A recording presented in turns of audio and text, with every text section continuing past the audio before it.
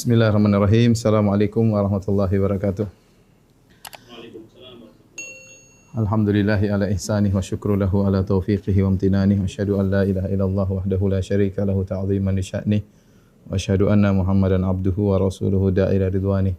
Allahumma shalli alaihi wa ala alihi wa ashabihi wa ikhwanih. Para pemirsa sekalian, para jamaah Masjid Asra yang dirahmati oleh Allah Subhanahu wa taala. Alhamdulillah pada kesempatan kali ini kita bisa berkumpul kembali dalam rangka untuk mempelajari sejarah salah seorang sahabat mulia, Ibnu Mas'ud radhiyallahu taala anhu. Yang kita tahu bahwasanya secara umum mempelajari sejarah sahabat adalah perkara yang penting karena mereka lah generasi pertama yang diajar langsung oleh Nabi Muhammad sallallahu alaihi wasallam. Dan untuk mengukur tentang kebenaran Islam kita bisa melihat dari praktek murid-murid yang diajarkan oleh Nabi sallallahu alaihi wasallam. Ya, ini menggambarkan Islam yang sesungguhnya, ya. Oleh karenanya Nabi sallallahu alaihi wasallam telah merekomendasi mereka dengan berkata, ya, khairun nasi qarni, sebaik-baik manusia adalah generasiku. Bagaimana tidak mereka generasi termulia sementara yang ajar langsung mereka adalah Nabi sallallahu alaihi wasallam. Saya terkadang lihat, ya, seperti guru saya Syekh Abdul Muhsin Al-Abbad, bapaknya Syekh Abdul Razak, Syekh Abdul Muhsin Al-Abbad, hafizahullah ta'ala. Lihat bagaimana akhlaknya, bagaimana zuhudnya, bagaimana beliau menjaga, ya, kata-katanya, perkataannya, bagaimana tawadhu'nya, ya. Kita lihat suatu seperti baqiyatus salaf, seperti orang yang dari zaman salaf hidup di zaman sekarang. Namun kita heran, namun keheranan tersebut menjadi hilang tatkala kita tahu bahwasanya guru Syekh Abdul Muhsin di antaranya adalah Syekh bin Baz rahimahullahu taala. Itu kita berbicara tentang ulama sekarang yang gurunya Syekh bin Baz rahimahullahu taala seorang yang alim sangat luar biasa. Bagaimana lagi kita bicara tentang generasi yang guru mereka adalah Nabi Muhammad sallallahu alaihi wasallam. Makanya kalau kita lihat sahabat bagaimana perjuangan mereka, pengorbanan harta, jiwa, raga, ya. Semuanya mereka korbankan untuk Islam. Kalau kita baca seakan-akan suatu khayalan, kita heran bagaimana mereka bisa sampai pada sifat-sifat seperti ini. Namun tatkala kita tahu guru mereka adalah Muhammad sallallahu alaihi wasallam, maka keheranan tersebut menjadi sirna. Ya, mereka lah generasi termulia, dibimbing langsung oleh Rasulullah sallallahu alaihi wasallam, bahkan bukan cuma Nabi sallallahu alaihi wasallam membimbing, bahkan Allah Subhanahu wa taala kalau ada kesalahan dari para sahabat, maka Allah turunkan ayat-ayatnya untuk menegur, untuk meluruskan para sahabat. Maka mereka adalah generasi terbaik yang Nabi sallallahu alaihi wasallam, bahkan Allah Subhanahu wa taala menyuruh kita untuk mengikuti mereka, ya. Was-sabiqunal awwaluna minal muhajirin wal ansar wal ladzina tabauhum bi ihsan radhiyallahu anhum wa radu'an wa adalahum jannatin tajri tahtaha al-anhar.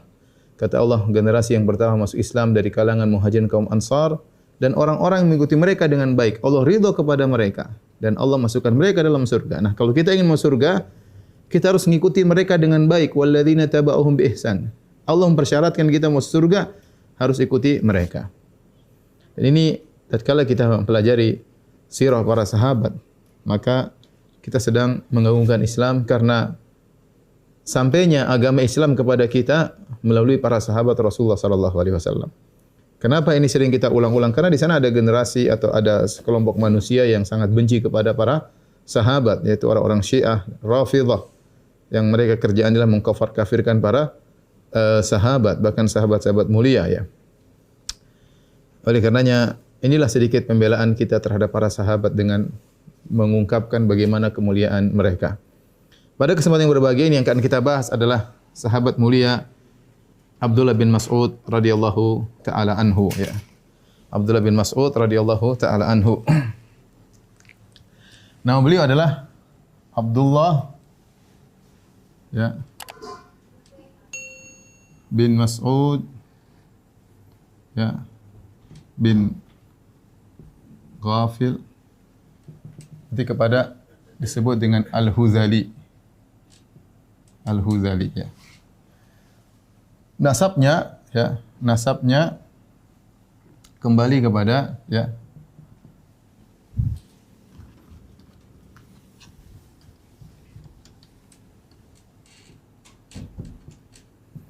Nasab beliau kembali kepada Hudzail, ya. Hudzail bin Mudrikah bin Ilyas, ya, bin Mudhar bin Nizar, ya, bin Ma'ad bin Adnan. Yang Adnan ini merupakan keturunan Ismail alaihissalam. Ismail bin Ibrahim alaihi wassalam. Nah, nasab Nabi SAW ketemu dengan Abdullah bin Mas'ud pada Mudrikah, ya. Pada Mudrikah, karena Nabi SAW, ya, Muhammad bin Abdullah, ya, bin Abdul Muttalib, bin Hashim, bin Abdi Manaf, bin Qusay, bin Kilab, ya, bin Murrah, ya, dan seterusnya, ya, bin Ka'ab, dan sampai kepada Ibni Khuzaimah bin Mudrikah. Ya, jadi ketemunya Nabi SAW dengan Ibnu Mas'ud kepada bin Mudrikah. Dan dari sini kita tahu bahwasanya Ibnu Mas'ud, ya, bukanlah Quraisy. Karena Quraisy ada yang mengatakan kepada Kinanah, ada yang kembali kepada Qusay bin Kilab. Intinya Ibnu Mas'ud dari Bani Huzail, ya. Makanya nisbahnya adalah Al-Huzali. Al-Huzali, dan dia adalah halif dari Bani Zuhrah. Taib. Ibnu Mas'ud radhiyallahu taala anhu memiliki saudara yang juga sahabat, ya. Namanya Utbah bin Mas'ud. Utbah bin Mas'ud, ya. Bin Mas'ud radhiyallahu taala anhu. Tapi kemudian Utbah meninggal terlebih dahulu, ya. Wafat di zaman Umar radhiyallahu taala anhu. Adapun Abdullah bin Mas'ud wafat, ya, 32 Hijriah di akhir pemerintahan Utsman. Akhir pemerintahan Utsman. Utsman bin Affan. Yang Abdullah bin Mas'ud radhiyallahu taala anhu wafat dengan umur sekitar 60 sekian, ya. Ya, wafat radhiyallahu dengan usia 60 lebih. Radhiyallahu taala anhu, ya. Adapun Ibnu Mas'ud, beliau memiliki istri, ya. Ada khilaf apakah istrinya satu atau istrinya dua, ya. Ada yang mengatakan istrinya dua. Ini pendapat sebagian ulama, ya. Seperti Ibnu Abdul Bar, ya. Yang istri namanya Zainab. Zainab, ya. Binti Abdullah, ya. As-Saqafiyah. Bin Abi Muawiyah As-Saqafi. Kemudian ada yang mengatakan istri yang satunya namanya Ra'ithah, ya. Ya. Di sini khilaf di kalangan para ulama. Apakah Ra'ithah atau Ra'iyah ini adalah Zainab atau orang lain? Maka sebagian ulama merajihkan bahwasanya sebenarnya Zainab sama dengan Ra'ithah, bukan wanita yang berbeda. Wallahu a'lam bishawab. Ini khilaf apakah Ibnu Mas'ud istrinya dua atau istrinya satu. Ibnu Mas'ud termasuk orang yang miskin, nanti akan kita sebutkan, ya. Jadi dari pernikahan beliau dengan Zainab radhiyallahu taala anha, Ibnu Mas'ud punya ibu, ya. Ibunya namanya Ummi Abdin, ya. Jadi Mas'ud ini istrinya namanya Ummu Abdin. Oleh karenanya Ibnu Mas'ud sering dipanggil dengan dua nama, Ibnu Mas'ud atau Ibnu Ummi Abdin. Ibnu Mas'ud terkadang disebut dalam riwayat dengan Ibnu Mas'ud, dinisbahkan kepada bapaknya. Terkadang dinisbahkan kepada ibunya, Ibnu Ummi Abdin. Nabi SAW kadang memanggil Ibnu Mas'ud, kadang Nabi memanggil Ibnu Ummi Abdin. Adapun ini masuk Islam. Ini masuk Islam, sahabi, ya, dia masuk Islam. Masuk Islam, ya. Dia sahabi, ya, sahabiyah. Adapun Mas'ud bin Ghafil, ya, ini wafat di zaman jahiliyah. di zaman jahiliyah. Dari sini kita tahu bahwasanya Ibnu Mas'ud hidup dalam kondisi yatim ya, karena ayahnya tidak ada sehingga dia seakan-akan menjadi kepala keluarga, harus mengurusi keluarganya. Maka sejak kecil beliau sudah menjadi penggembala kambing. Ibnu Mas'ud radhiyallahu taala anhu. Dari pernikahan dengan Zainab, maka Ibnu Mas'ud memiliki anak beberapa ya. Di antaranya Sarah ya. Kemudian di antaranya Abdurrahman. Di antaranya Ma'an ya. Abu Ubaidah. Abu Ubaidah. Nah, maka Ibnu Mas'ud, kunyahnya Ibnu Mas'ud Abu Abdurrahman. Kunyah beliau adalah Abu Abdurrahman karena anaknya Abdurrahman. Abu Abdurrahman. Dan ini kunyah dikasih nama oleh Nabi sallallahu alaihi wasallam. Nabi yang pertama panggil dia Abu Abdurrahman padahal dia belum punya anak waktu itu. Ya, jadi yang kasih nama kunyah ini adalah Rasulullah sallallahu alaihi wasallam. Dinisbahkan kepada anaknya Abdurrahman. Nah, Abdurrahman ini punya anak ya. Di antaranya ya bernama Al-Qasim bin Abdurrahman, satunya Ma'an bin Abdurrahman. Dan Al-Qasim ini dua-duanya ini adalah para ulama, para perawi hadis thiqah, terutama Al-Qasim dikenal dengan seorang yang sangat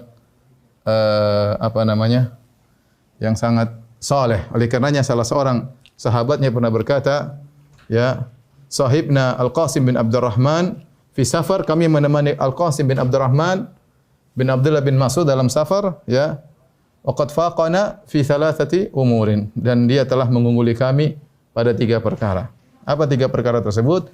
Disebutkan di antaranya dia adalah tulus samt, yaitu suka diam. Ya, kami kalau safar ngobrol terus, dia orangnya apa?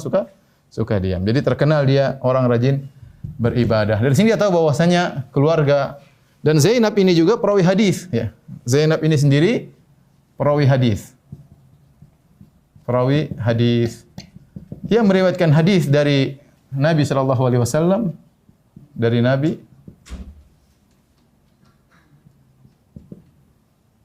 sallallahu alaihi wasallam, dan juga dari suaminya Ibnu Mas'ud. Ibnu Mas'ud radhiyallahu taala anhu. Dari sini kita tahu bahwasanya ini adalah keluarga ya, Masya Allah, ini keluarga keluarga berkah lah. Ya, barokah kalau bahasa kita ya. Masya Allah, istrinya soleha, anak-anaknya soleh, cucu-cucunya juga apa? Soleh. Keluarga berkah dari Ibnu Mas'ud radhiyallahu taala anhu ya. Ini jadi kita tahu nasabnya kembali kepada Adnan, kepada Ismail alaihissalam, namun dia bukan Quraisy. Dia bukan Quraisy. Baik. Adapun keistimewaan Ibnu Mas'ud, keistimewaan Ibnu Mas'ud.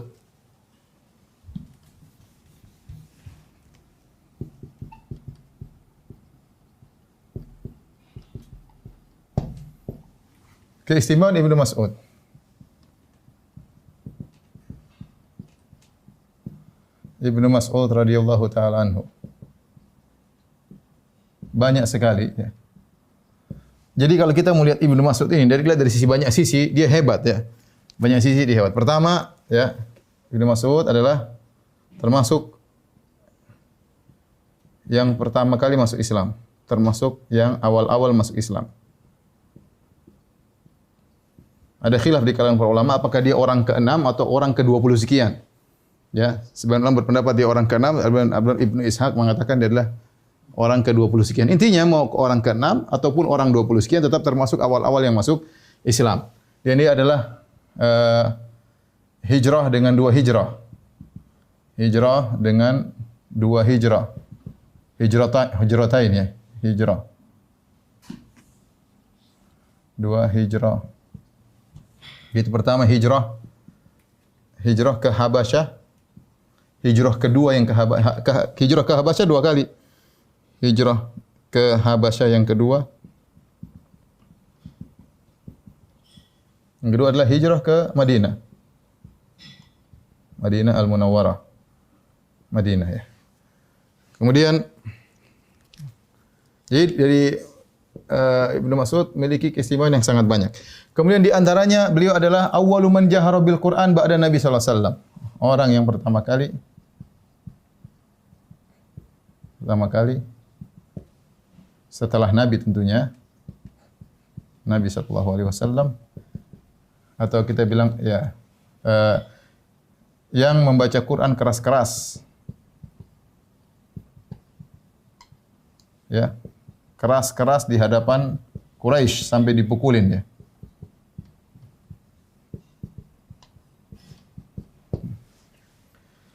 Kemudian Ibnu Mas'ud, ya ini yang ketiga. Di antara keistimewaan Ibnu Mas'ud adalah beliau ya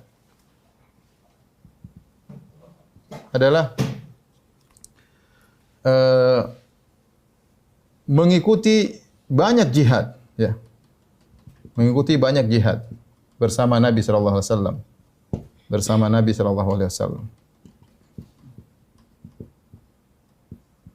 Di antaranya adalah apa? Perang Badar ya.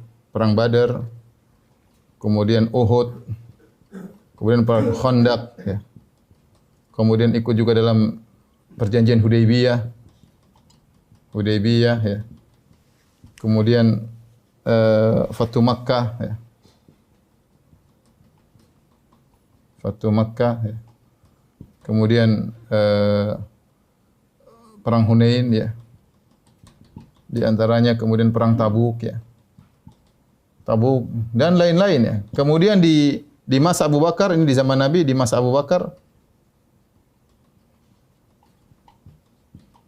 ya, ikut dalam memerangi ya, memerangi para murtadin. Beliau juga ikut dalam perang Yarmouk. Ini dari sisi jihad, beliau sangat suka berjihad di jalan Allah Subhanahu wa taala. Kemudian di antaranya beliau juga ahli Al-Qur'an.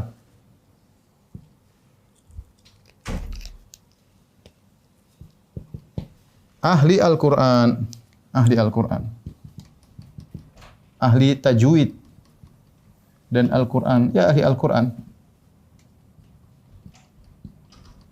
Tajwid ya.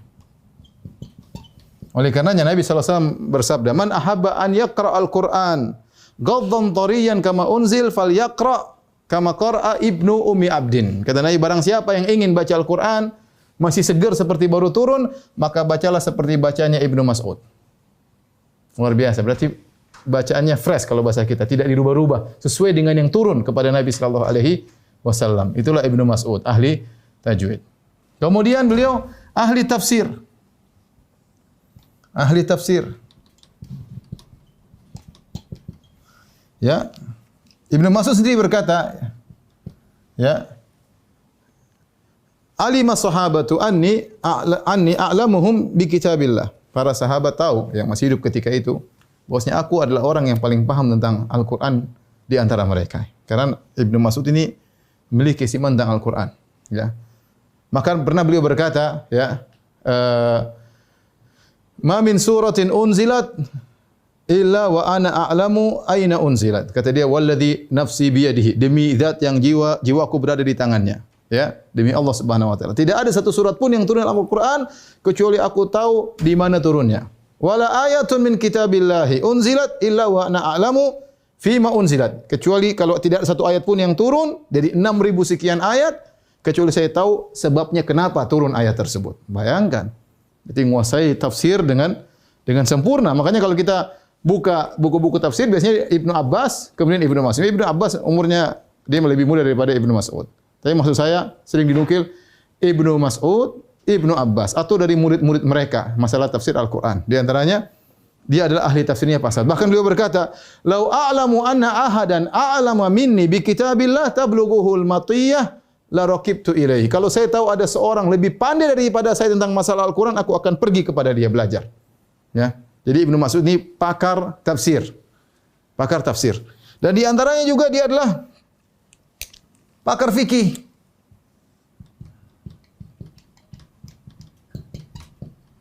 Pakar fikih ini yang Setuju? Ya.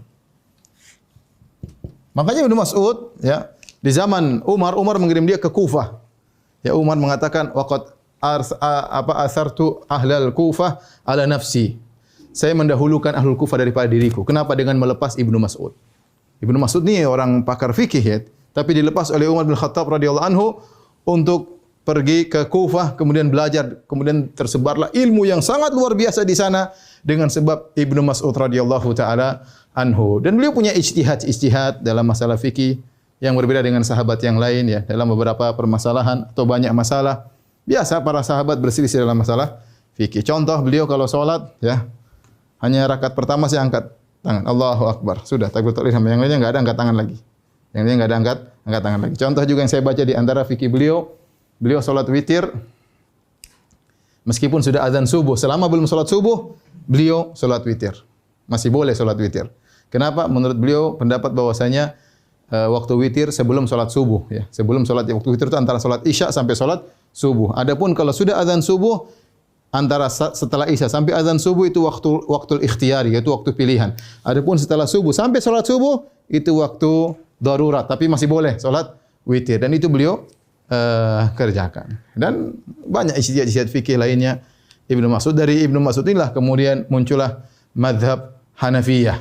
Dari Ibnu Mas'ud radhiyallahu taala anhu muncullah Imam Abu Hanifah, Muhammad bin Hasan Al-Syaibani, kemudian Ya'qub ya, Abu Ya'qub dan yang lainnya ya.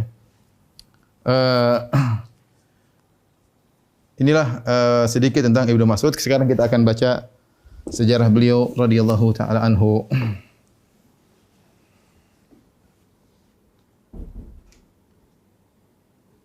Tadi kita sebutkan di antara keistimewaan keluarga Ibnu Mas'ud punya istri namanya Zainab. Dan Zainab ini meriwayatkan beberapa hadis ya, di antaranya seperti Zainab berkata, qala lana Rasulullah sallallahu alaihi wasallam. Rasulullah sallallahu berkata kepada kami. Itu dia riwayatkan dari Nabi sallallahu alaihi wasallam. Kata Nabi sallallahu alaihi wasallam, "Idza syahidat ihdakunnal masjida fala tamusanna tiban." Jika salah seorang dari kalian para wanita hadir ke masjid, maka jangan sentuh minyak wangi. Jangan sentuh minyak wangi. Ini yang meriwayatkan adalah istrinya Ibnu Mas'ud. Hadis ini hadis riwayat Muslim. Kemudian juga Zainab ya meriwayatkan dari Nabi sallallahu alaihi wasallam tentang sedekah. Boleh enggak sedekah kepada suami ya? Kalau suaminya enggak punya ya. Ini ibu-ibu tolong dengar ya. An Zainab imraati Abdullah, dari Zainab istrinya Abdullah bin Mas'ud. Jadi kalau kita dalam hadis datang berkata Abdullah kebanyakannya Abdullah bin Mas'ud. Ya, kita ada abadilah banyak. Ada Abdullah bin Abbas, kemudian ada Abdullah bin Umar, kemudian ada Abdullah bin Zubair, kemudian ada Abdullah bin Amr bin As. Ini semua sahabat-sahabat junior ya. Kalau Abdullah bin Mas'ud dia senior. Dia beda ya. Adapun arba abadilah, 4 Abdullah, ini semua anak-anak sahabat. Abdullah bin Abbas, anaknya Al-Abbas bin Abdul Muttalib, Abdullah bin Umar, anaknya Umar bin Khattab radhiyallahu anhu, kemudian Abdullah bin Zubair, anaknya Zubair bin Awam, kemudian Abdullah bin Amr bin As, anaknya Amr bin As. Ini semua junior. Adapun Abdullah bin Mas'ud maka senior. Kalau disebut dalam Abdullah biasanya Abdullah bin Mas'ud radhiyallahu taala. Contoh, an Zainab imra'atu Abdullah. Dari Zainab istrinya Abdullah, beliau berkata, qala Rasulullah sallallahu alaihi wasallam, Rasulullah SAW bersabda, "Tasaddaqna ya ma'syaran nisa walau min huliyikunna." Wahai para wanita, bersedekahlah kalian meskipun dari perhiasan kalian. Qalat faraja'tu ila Abdullah. Aku pun pulang ketemu dengan suamiku Abdullah. Fakultu. Jadi ini istri dengar tentang istrinya rupanya orang kaya. Disuruh oleh Nabi untuk bersedekah. Maka dia pulang, dia tahu suaminya miskin, Abdullah bin Mas'ud. Ibnu Mas'ud miskin dari awal ya. Ya, nanti kita sebut bagaimana dia masuk Islam gara-gara gembala kambing di antaranya. Maka istrinya berkata, "Innaka rajulun khafifu dzatil yad." Wahai suamiku, sungguhnya engkau seorang laki yang penghasilannya sedikit, itu miskin. Wa inna Rasulullah sallam qad amarana bi sadaqah. Dan Rasulullah sallam sudah menyuruh kami para wanita untuk bersedekah. Fa'tih fas'alhu. Coba kau pergi ke Nabi sallallahu alaihi wasallam tanya, "Fa in kana dzalika yujzi anni?" Kau tanya, "Boleh enggak sedekah buat kamu suamiku?" Wa illa saraftuha ila ghairikum. Kalau enggak saya sedekah kepada orang lain. Kalau boleh sedekah buat engkau suamiku, ini uang saya punya uang, perhiasan saya sedekah buat engkau dan itu cukup saya dapat pahala, ya sudah ngapain saya kasih orang lain? Kata istrinya, "Coba Kau tanya sama Nabi sallallahu alaihi wasallam. Mungkin Ibnu Mas'ud enggak enak atau malu sama Nabi, dia berkata, "Bal i'tihi anti." Engkau saja yang tanyalah sama Nabi sallallahu alaihi wasallam. Semua istrinya nurut, enggak bilang, "Kamu tuh saya yang mau kasih duit mau." Mas ini sudah enggak punya duit, suruh nanyanya enggak mau ya. Enggak, ya udah kamu aja yang nanya. Dia pergi tanya. Dan subhanallah ya, betapa banyak wanita yang kaya mentang-mentang sama apa? Mentang-mentang sama suaminya ya, mentang-mentang punya duit banyak ya, berkepribadian, rumah pribadi dan macam-macamnya. Mobil pribadi. Kemudian sombong dan angkuh ya, mentang-mentang kepada suaminya. Maka fantolaktu fa idza imra'atun minal ansar bi babi Rasulillah. Aku pun pergi menuju Rasulullah sallallahu alaihi wasallam. Tiba-tiba ada seorang wanita ya di pintu Nabi sallallahu alaihi wasallam. Hajatuha. Ternyata pertanyaanku sama dengan pertanyaan dia. Ini bagaimana para sahabiat dulu mereka dapat hadis, mereka langsung mempraktekkan. Ternyata sama-sama suaminya miskin. Maka mereka tiba di pintu Nabi sallallahu alaihi wasallam dan apa namanya? Mereka tentu segan kepada Nabi. Mereka nunggu di pintu Nabi sallallahu alaihi wasallam. Jadi dahulu mudah orang kalau mau tanya Nabi ya. Dahulu tidak seperti sekarang, sulit ya. Banyak kesibukan dan yang lainnya atau banyak alasan ya. Nabi SAW kepala negara tatkala itu, tapi mudah untuk ditemui. Fa kharaja alaina Bilal, maka keluarlah Bilal, faqulna lahu. Kami pun berkata kepada Bilal ketemu kami, perwakilan Nabi, "Iti Rasulullah SAW fa akhbirhu anna imra'ataini bil babi tas'alanika." Sampaikan kepada Nabi SAW bahwasanya ada dua wanita di pintu rumah beliau bertanya kepada engkau wahai Rasulullah. Sampaikan kepada Nabi. Ada dua wanita di pintu rumah Nabi bertanya kepada Nabi. Atajzi as-sadaqatu anhuma ala azwajihima wa ala aitamin fi hujurihima. Apakah cukup jika seorang memberi sedekah kepada suaminya ya atau kepada anak-anak yatim yang dalam perawatan mereka, tidak usah kasih keluar, kasih orang rumah saja, apakah dapat pahala? Wala tukhbirhu man nahnu, tapi jangan ngomong siapa kami. Ya ini mungkin istrinya jaga harga diri Ibnu Mas'ud, enggak usah ngomong siapa kami. Qalat fadakhala Bilal ala Rasulullah sallam, maka Bilal pun datang menemui Nabi, maka Bilal pun bertanya, maka Rasulullah bertanya, "Man huma?" Siapa dua orang wanita itu? Ya Bilal enggak mungkin bilang enggak tahu, enggak mungkin, ya sudah. Maka Bilal berkata, faqala imra'atun minal ansar, seorang wanita dari Ansar, wa Zainab, satunya Zainab. Faqala Rasulullah SAW, karena Ibnu Mas'ud adalah muhajirin. Satunya wanita Ansar, satunya Zainab. Rasulullah bertanya, "Ayyu zayanibu?" Zainab yang mana? Zainab banyak. Di zaman Nabi banyak namanya apa? Zainab. Bahkan istri Nabi dua istri Nabi namanya Zainab. Zainab bintu Jahsh, Zainab bintu Khuzaimah ya. Nabi istrinya dua namanya Zainab. Ini Zainab juga istrinya Abdullah. Maka Nabi bertanya, "Ayyu az-zayanib?" Zainab yang mana? Qala, kata Bilal, imra'atu Abdullah, istrinya Abdullah bin Mas'ud. Dia tanya kalau sudah kasih sumbangan sama suaminya cukup atau tidak. Maka Rasulullah SAW berkata, katakan kepada dua wanita tersebut, lahuma ajrani, mereka berdua dapat dua pahala. Ajrul qarabah, pahala karena kerabat suami, wa ajrul sadaqah, dan dapat pahala sedekah. Makanya kalau kita bersedekah buat kerabat dekat, dapat dua pahala. Pahala sedekah dan pahala kerabat. Dalam riwayat yang lain, ya, Zainab datang kepada Nabi, ya. Dia bertanya, "Ya Rasulullah, sungguhnya engkau perintahkan kepada kami untuk bersedekah dan saya punya perhiasan, saya ingin bersedekah dengan perhiasan saya." Dan Ibnu Mas'ud bilang dia dan anaknya lebih utama untuk dapat sedekah. Maka Nabi SAW berkata, "Shadaqah Ibnu Mas'ud." Ibnu Mas'ud benar. "Zaujuki wa waladuki ahaqqu man tasaddaqti bihi alaihim." Suamimu dan anakmu lebih utama untuk kau sedekahi daripada yang lainnya. Jadi para ibu-ibu yang kemudian alhamdulillah diberi kelebihan harta, kemudian suaminya pas-pasan atau setengah pas-pasan, ya. Kalau punya harta tidak usah ragu-ragu untuk sedekah kepada suami dan anak-anak, itu dapat dua pahala, pahala sedekah dan pahala kerabat, ya. Taib, bagaimana fisik Ibnu Mas'ud radhiyallahu taala anhu?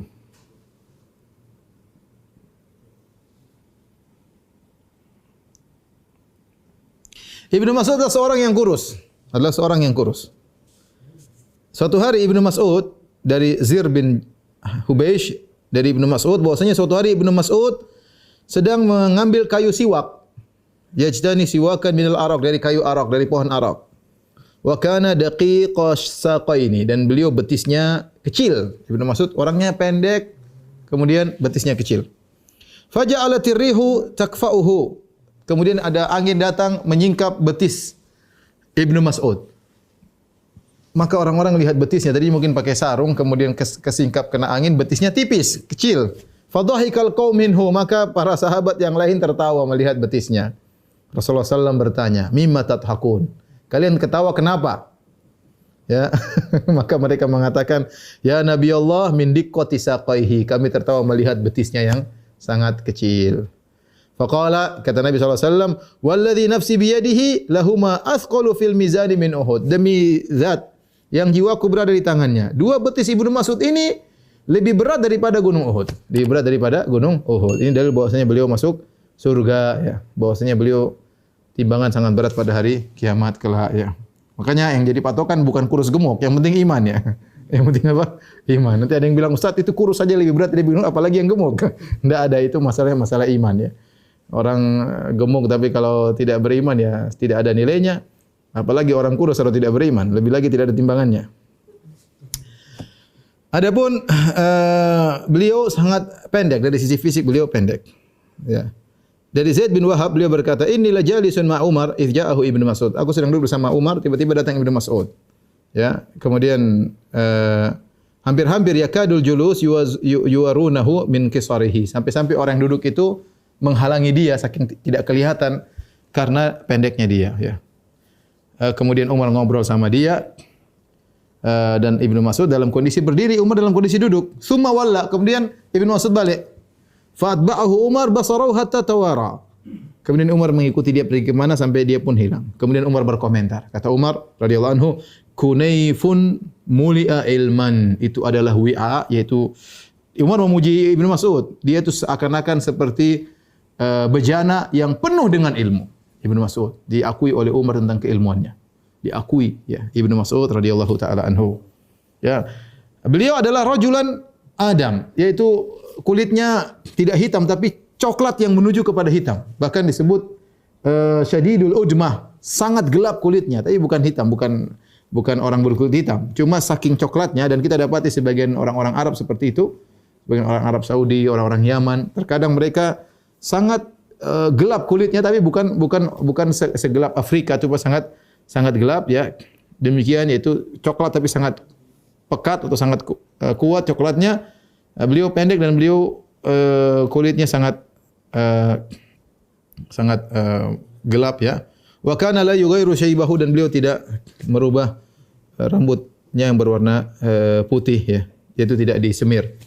Kemudian disebutkan lahu dhafiratani, beliau kalau berjalan beliau punya dua kepang. Beliau punya dua kepang. Beliau kurus, kemudian beliau punya dua kepang. Kenapa beliau punya dua kepang? Karena rambut beliau panjang. Ya bulugu turquwatahu. Ya, beliau rambutnya panjang sampai ke lehernya. Kalau beliau salat, maka ya ja'alu ra'a udhunaihi, maka beliau letakkan di belakang telinganya, baru kemudian beliau salat, ya. Inilah Ibnu Mas'ud radhiyallahu taala anhu. Baik, Bang Pitung, kita lanjutkan. Oke. Ibnu Mas'ud tadi sudah kita sebutkan rambutnya panjang sampai ke lehernya, ya, sehingga kalau beliau salat, ya, beliau meletakkan rambutnya di belakang telinganya. Terkadang beliau kepang rambutnya menjadi dua kepang. Dan ini kebiasaan orang-orang dulu, ya. Mereka mengkepang rambut, bahkan kebiasaan mereka. Oleh karena di antara disebut kenapa Dzulqarnain di antara tafsiran para ulama, karena Dzulqarnain kalau sedang berperang dia mengepang rambutnya menjadi dua kepang. Tapi kalau sekarang jangan diikuti sama jamaah Astra, ya. Ya, jangan entah kepangnya depan atau belakang atau samping, ya, nanti dikira Ruth Gullit, ya. Taib. Ibnu Mas'ud di akhir hayatnya, ya, beliau adalah orang yang kurus. Ibnu Musayyib berkata, "Ra'aitu Ibnu Mas'udin 'azimal batn ahmasyas saqain." Ibnu Mas'ud ada perutnya besar, ya, dan kakinya kecil, ya. Disebutkan oleh Az-Zahabi mengomentari perkataan Ibnul Musayyib ya ra'ahu Sa'id lamma qadima al-Madinah amatu fi sanah 32, yaitu itu dilihat Ibnul Musayyib tabi'in melihat Ibnu Mas'ud dalam kondisi perutnya agak besar tatkala beliau menjelang wafatnya. Beliau mungkin di masa tua, beliau agak gemuk ya, tapi kurusnya betis beliau tetap asalnya beliau kurus. Ya, tetapi menjelang wafat beliau agak gemuk sebagaimana Nabi sallallahu alaihi wasallam juga ketika menjelang wafat beliau agak gemuk sampai beliau kadang bertelekan dengan tongkat ketika hendak salat. Taib, ini Ibnu Mas'ud radhiyallahu anhu, bagaimana Islamnya Ibnu Mas'ud radhiyallahu taala anhu. Ya. Sebagaimana telah kita sebutkan bahwasanya ayahnya Mas'ud bin Ghafil ya meninggal sementara Ibnu Mas'ud masih sangat kecil, masih remaja. Maka beliau yang menanggung beban kehidupan keluarga beliau sehingga beliau akhirnya bekerja sebagai penggembala kambing. Beliau tidak punya kambing tapi menggembalakan kambing orang. Sama seperti Nabi sallallahu alaihi wasallam. Nabi sallallahu alaihi wasallam tinggal bersama Abu Thalib dan Abu Thalib paman Nabi tapi dia orang terpandang secara nasab tapi secara harta miskin. Secara harta miskin. Makanya anak-anaknya diambil. Oleh karenanya Ali bin Abi Thalib diambil oleh Nabi, dirawat oleh Nabi.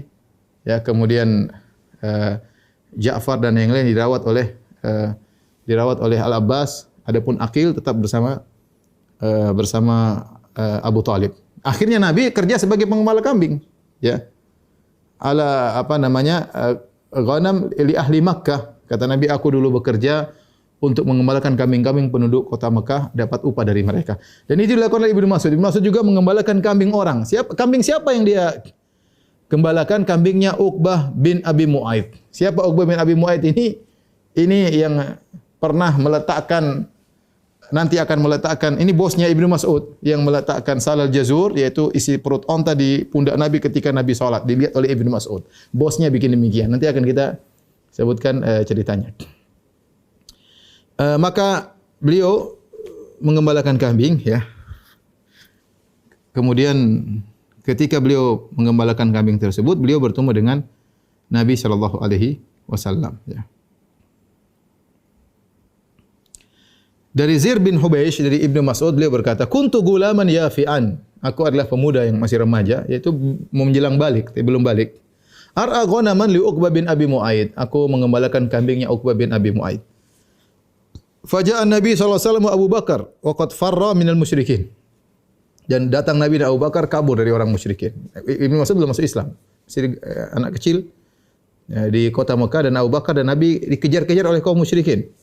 Faqala, kemudian Nabi berkata, "Ya gulam, hal indaka min labanin tusqina?" Atau tasqina, wahai sang remaja, apakah kau punya susu dari kambingmu untuk kasih minum sama kami? Maka apa kata Ibnu Mas'ud? Inni mu'taman. Masya Allah, dia belum masih Islam, dia berkata, aku ini orang dipercayakan. Yaitu ini bukan kambing-kambingku, ini kambing bosku. Walastu saqikuma. Dan dia berkata, walastu saqiyakuma, dan aku tidak akan memberi minum susu kepada kalian berdua. Ini bukan kambingku. Faqala Nabi sallallahu alaihi wasallam, Nabi berkata, hal indaka min jaz'ah lam yanzu alaihal fahal. Apakah ada kambing betina masih kecil belum umur setahun yang belum didatangi oleh kambing jantan? Qultu na'am, ada. Kata Ibnu Mas'ud, ada. Artinya ini kambing enggak punya susu. Belum digauli oleh kambing jantan sehingga belum punya susu. Fa ataituhu biha, kata Ibnu Mas'ud, aku pun mendatangkan kambing tersebut, domba. Fa taqalaha Nabi sallallahu alaihi wasallam masa dara' wa da'a.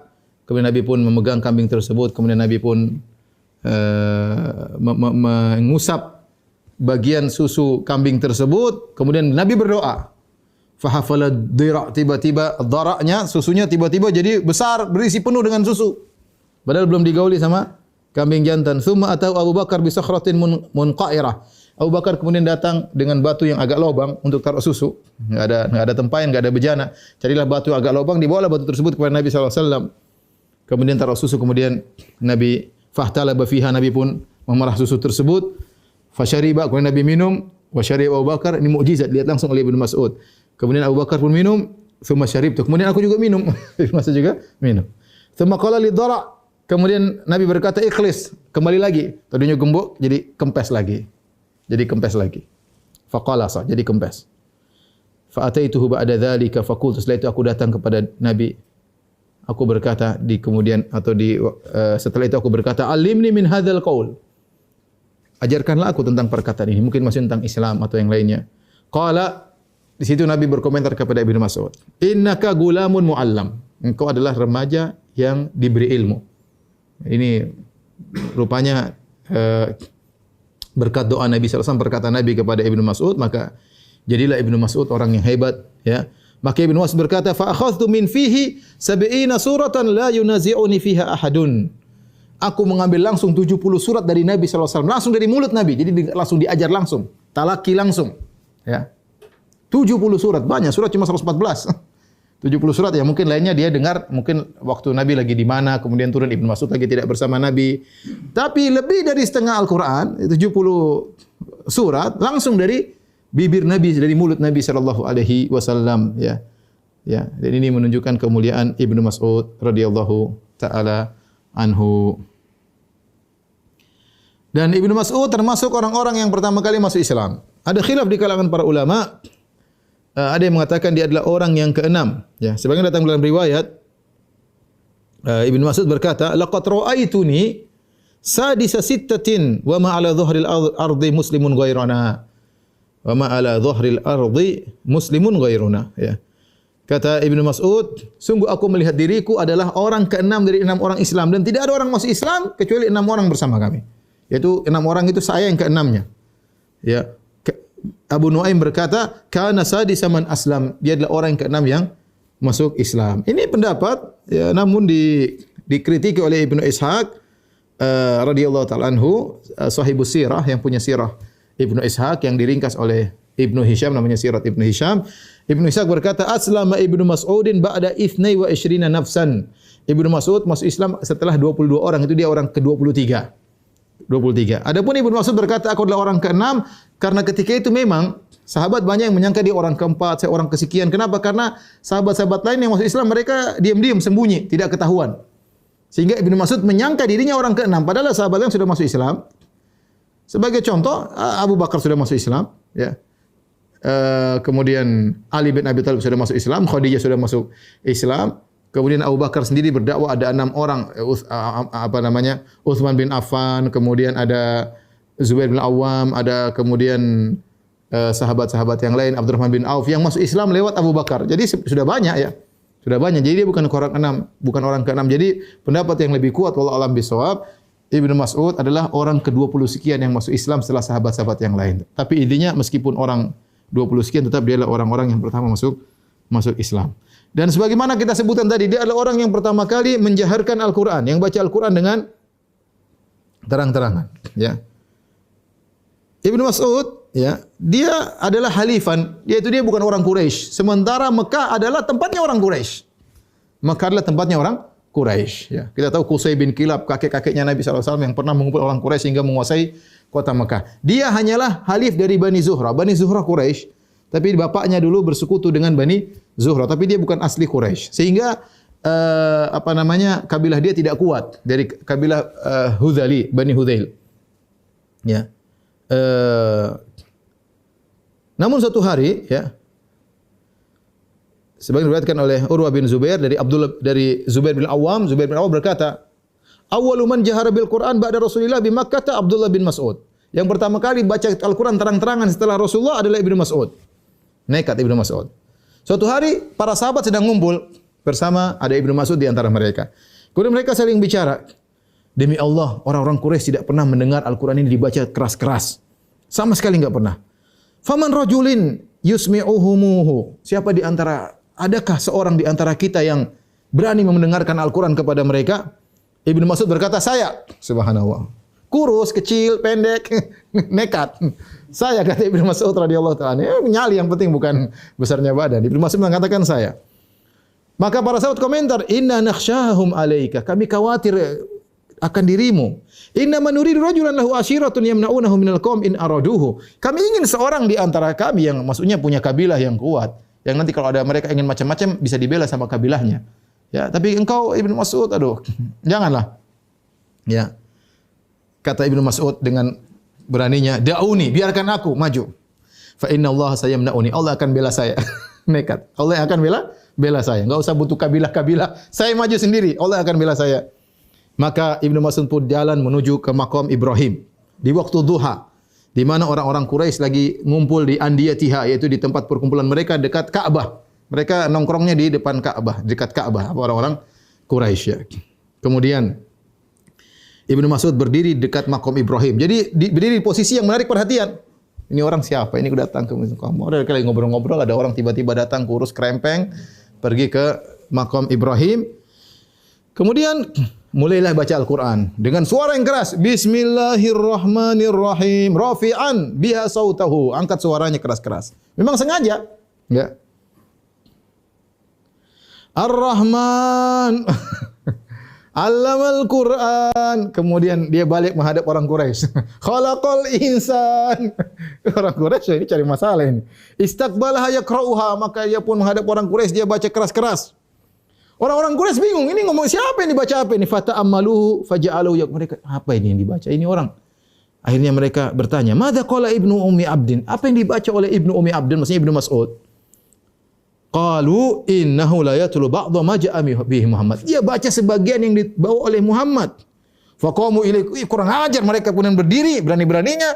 Faja'alu yadribuna fi wajhi, mereka pukul wajahnya, puang terus. Waja'ala yaqra, dan dia tidak perlu, dia baca terus. Baca terus. Ila masyaallah, baca puang tetap baca, masyaallah. Setelah itu dia pun pulang ketemu sahabat-sahabatnya, wajah semua sudah berubah. Para sahabat berkata, "Hadzal ladzi khasyina alaik." Ini yang kami khawatirkan menimpamu wahai Ibnu Mas'ud. Kata Ibnu Mas'ud berkomentar, "Maka a'da'ullahi ahwana alayya minhum al'an." Sekarang mereka lebih rendah di mataku sejak sekarang. Wala in syi'tum la ughadiyannahum bimithliha ghadan. Kalau kalian mau besok lagi saya baca lagi. Oh, katanya sudah enggak usah, cukup. Cukup. Kalau mau besok lagi saya baca. Qad asma'tahum ma yakrahun. Kau sudah dengarkan apa yang mereka tidak suka. Ini saya sering sampaikan bagaimana seorang bersyukur kepada Allah Subhanahu wa taala di zaman sekarang ya, kalau ingin beribadah baca Quran di mana-mana enggak ada yang mukulin. Zaman dulu sahabat baca Quran dipukulin. Ya. Sahabat baca Quran dipukulin. Kita enggak ada yang mukulin. Kita mau beribadah malu-malu. Sementara orang bermaksiat, mau dengar musik, mau joget-joget, mau TikTok, mau toktik, apa enggak ada yang malu-malu.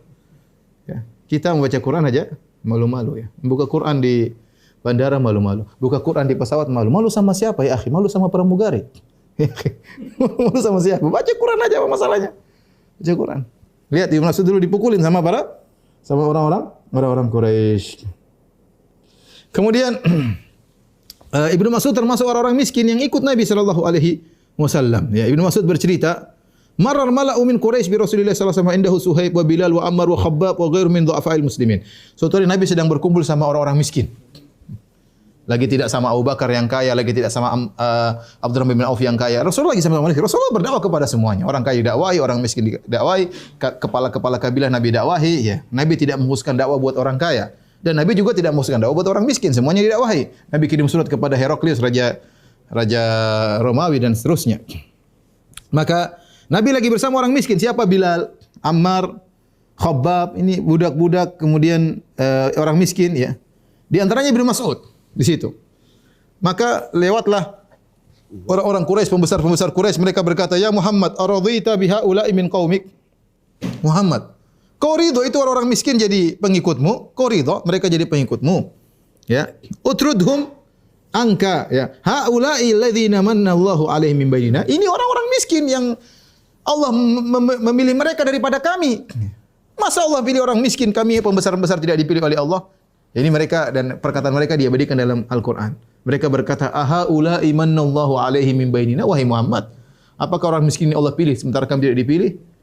Alaihissallahu bi'alam bisyakirin. Allah bantah, katakanlah kepada mereka, bukankah Allah lebih tahu tentang siapa yang bersyukur?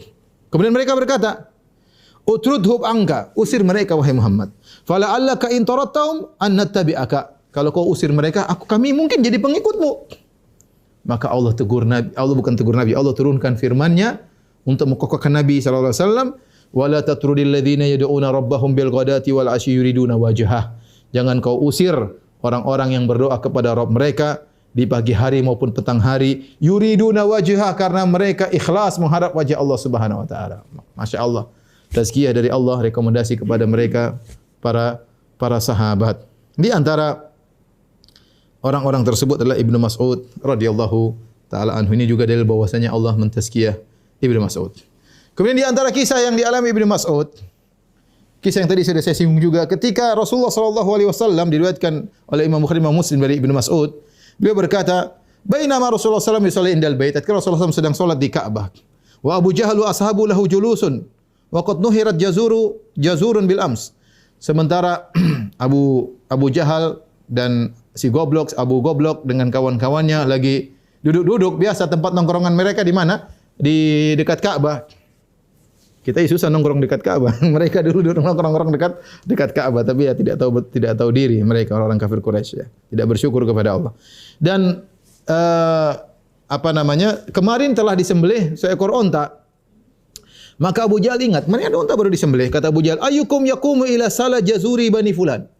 Siapa di antara kalian yang bisa mengambil isi perut kotoran-kotoran onta yang baru disembelih oleh Bani Fulan kemarin? Fayakhudhu fayadha'uhu baina katifai Muhammadin idza sajada. Ini idenya Abu Goblok ini, Abu Jahal. Ya. Ambil itu kotoran-kotoran isi perut onta, kemudian letakkan di dua pundak si Muhammad ketika dia sedang sujud. Fan ba'atha ashqal qaum. Maka berdirilah orang yang paling celaka. Siapa? Uqbah bin Abi Mu'aid. Dalam riwayat Muslim, Uqbah bin Abi Mu'aid, bosnya Ibnu Mas'ud. Ibnu Mas'ud kan dulu ngembaliin kambing-kambingnya, ternyata yang berdiri bosnya, Uqbah bin Abi Mu'aid. Ya. Dia berdiri, dia yang paling celaka. Fa akhadhahu, maka dia pun pergi, dia ngambil isi perut kotoran unta, usus-ususnya, mungkin apanya macam-macam.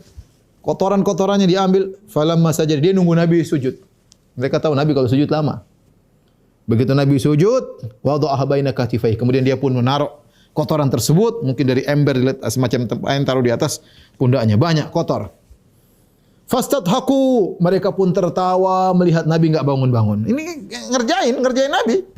Bayangkan ngerjain Nabi depan Ka'bah. Nabi lagi salat. Mereka tertawa. Wa ja'ala ba'dhum yumilu 'ala ba'dhin. Sehingga mereka sampai tertawa, ente sih begitu, ketawa-ketawa, ini ente tilu-tilu, ketawa-ketawa sampai goyang-goyang, sampai terbahak-bahak. Ente begitu. Apa kata Ibnu Mas'ud? Wa ana qa'imun anzur. Aku di situ. Aku hanya bisa melihat. Lau kana limana'ah tarahtuhu an dhahri Rasulillah. Seandainya saya punya kabilah yang kuat, saya akan hilangkan itu kotoran dari pundak Nabi sallallahu alaihi wasallam. Wan nabiyyu sajidun ma yarfa'u ra'sahu. Dan Nabi sujud tidak mengangkat kepalanya sama sekali. Hatta talaqa insanun fa akhbara Fatimah. Sampai ada yang pergi ke rumah Nabi kasih tahu Fatimah, "Fatimah, ayahmu sedang diganggu."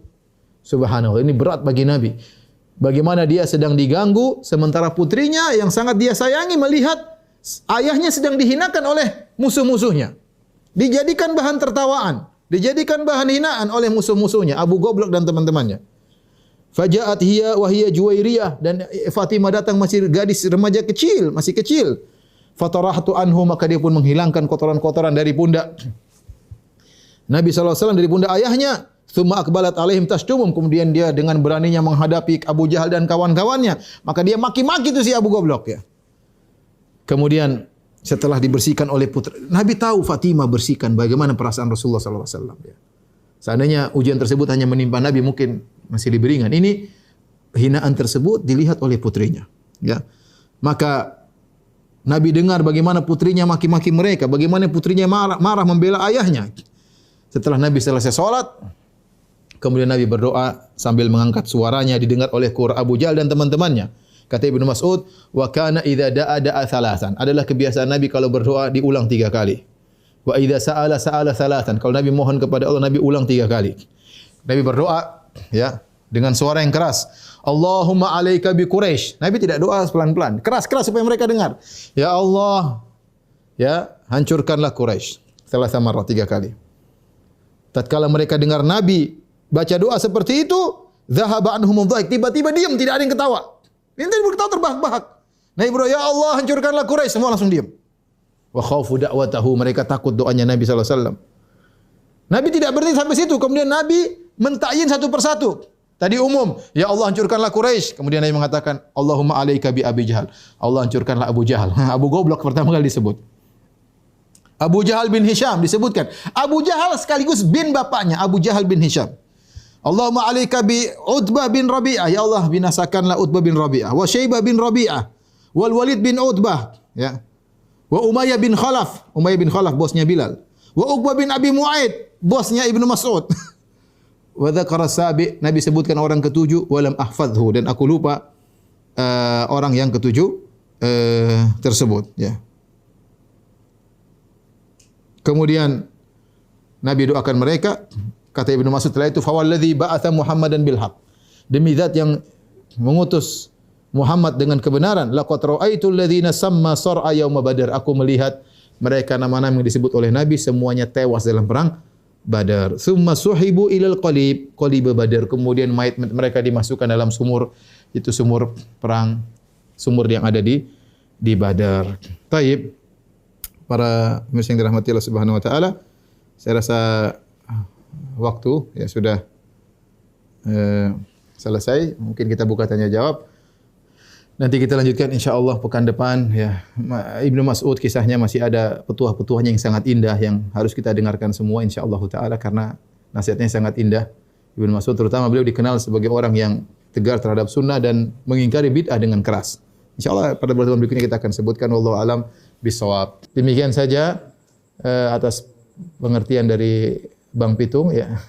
Demikian juga kepada para pemirsa, semoga pertemuan kita ini diberkahi oleh Allah, menjadikan sebab diampuni dosa-dosa kita, dan semoga Allah mempertemukan kita di surganya kelak, di surga Firdaus dengan keridhaan Allah Subhanahu wa taala. Wabillahi taufik wal hidayah. Assalamualaikum warahmatullahi wabarakatuh.